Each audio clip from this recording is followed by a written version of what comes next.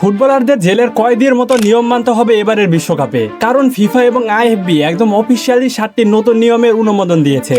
আর এই নিয়মগুলো কিন্তু সাধারণ কোনো পরিবর্তন নয়, মাঠে প্লেয়ারদের সময় নষ্ট করা এবং গালিগালাজ বন্ধ করতে ফুটবলকে পুরোপুরি বদলে দেওয়া হচ্ছে। আপনি যদি ভাবেন আগের মতো গোলকিপাররা গোল কিক নিতে 1 মিনিট সময় নষ্ট করবে কিংবা প্লেয়াররা মুখ ঢেকে রেফারির সাথে তর্ক করবে, তবে সেই দিন শেষ। তো চলুন আর 1 সেকেন্ড নষ্ট না করে সরাসরি দেখে নেওয়া যাক 2026 বিশ্বকাপে সেই 7টি কনফার্ম নতুন নিয়ম। নিয়ম নাম্বার 1, থ্রো ইন কাউন্টডাউন। এখন থেকে কোনো ফুটবলার ইচ্ছা করে থ্রো ইন করতে দেরি করতে পারবে না। রেফারি সন্দেহ করলে 5 সেকেন্ডের একটি কাউন্টডাউন শুরু হবে। এই 5 সেকেন্ডের মধ্যে যদি বল থ্রো না হয় তবে বলের পজিশন সরাসরি প্রতিপক্ষ দলকে দিয়ে দেওয়া হবে, অর্থাৎ থ্রো ইন দিয়ে আর কোনো সময় নষ্ট করার সুযোগই থাকছে না। নিয়ম নাম্বার 2, গোলকিকের ক্ষেত্রেও একই 5 সেকেন্ডের নিয়ম।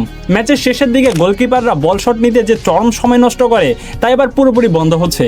গোলকিপার যদি 5 সেকেন্ডের মধ্যে গোলকিক না করে তবে পেনাল্টি বা ফাউল নয়, সরাসরি প্রতিপক্ষ দলকে একটি কর্নার কিক উপহার দিয়ে দেওয়া হবে। চিন্তা করে দেখুন, গোলকিপারের অলসতায় দল গোল খাওয়ার ঝুঁকিতে পড়তে পারে।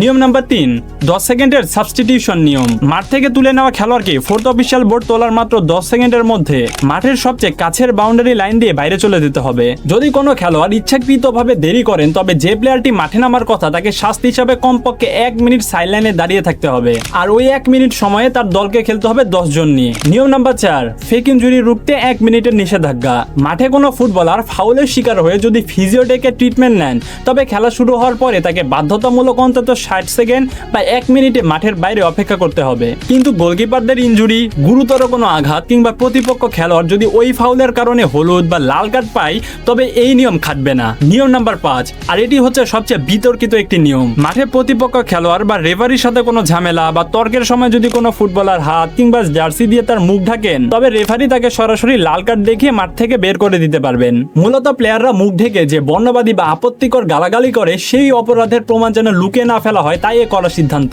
নিয়ম নাম্বার 6, ভিআর এখন থেকে কর্নার কিকও চেক করতে পারবে।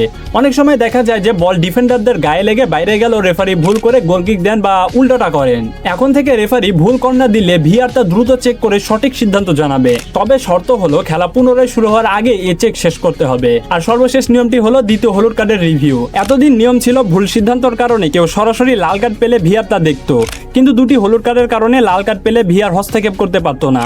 এবার নিয়ম বদলেছে, কোনো প্লেয়ার যদি দ্বিতীয় হলুদ কার্ডের কারণে মাঠ ছাড়তে বাধ্য হন তবে ভিআর চেক করে দেখবে আসলে কার্ডটি সঠিক ছিল কিনা।